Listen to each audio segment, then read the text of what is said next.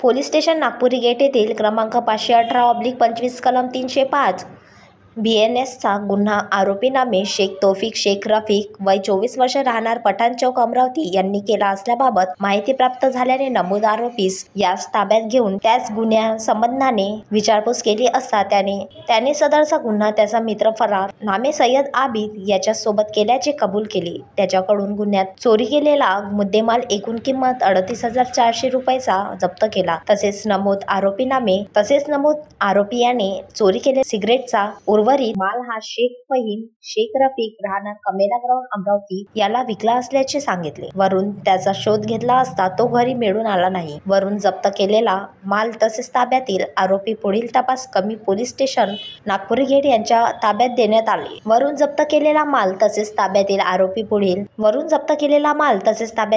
पुढील तपास करत पोलीस स्टेशन नागपुरी गेट यांच्या ताब्यात देण्यात आले। Vidarbha city news Amravati.